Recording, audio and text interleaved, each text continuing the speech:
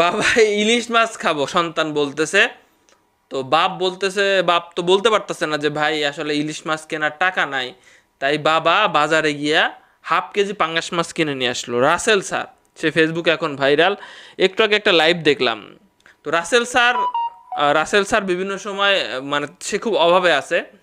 তাদের বেতন ভাই, আমি এখানে সহমর্মিতা জানাচ্ছি যে তাদের এমপিভুক্ত যে প্রতিষ্ঠানগুলো আছে সেই শিক্ষকরা তারা 12,500 টাকা করে বেতন পাচ্ছিল, যেটা দিয়ে তাদের সংসার চলা খুব কঠিন ব্যাপার। হ্যাঁ, 12,500 টাকা দিয়ে হয়তো চলা কঠিন ব্যাপার।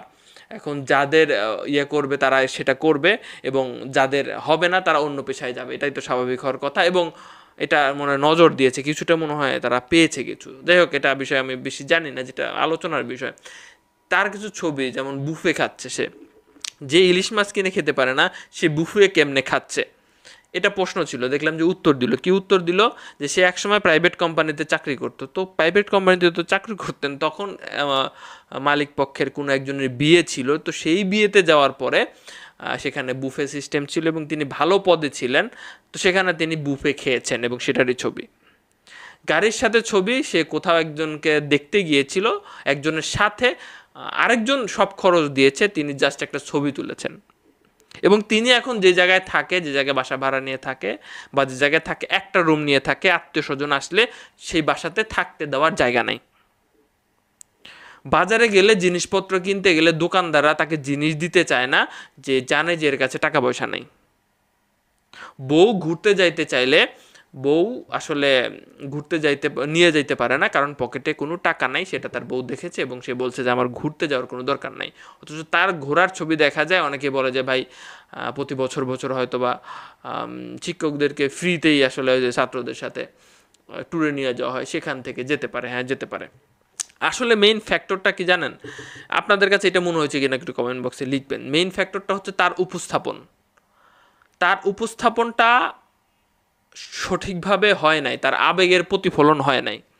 সে যেভাবে কথাগুলো বলেছে, সে কথাগুলো বলার ধরন ঠিক হয় নাই, এক্সপ্রেশন ঠিক হয় নাই, যেটা দেখে ফানি ফানি লাগতেছে এবং যেটা দেখে মিথ্যা মিথ্যা লাগতেছে। এখন কোনো নিউজ পত্রপত্রিকা যদি সত্যি সত্যি বের করে যে এর অবস্থান ভিন্ন, শুধুমাত্র দাবি আদায়ের জন্য সেই সব কথাবার্তা বলেছে, তাহলে শিক্ষকদের জন্য এটা একটা লজ্জাজনক ব্যাপার হবে। সে এলাকার লোকজন যদি থাকেন, কমেন্ট বক্সে একটু লিখবেন যে তিনি আসলে সত্য কথা বলেছেন কিনা। এটা খুব জানা জরুরি। এবং আমরা যেটা আমাদের মন থেকে কথা যেগুলো আসে না, সেগুলো কেন বলতে যাই?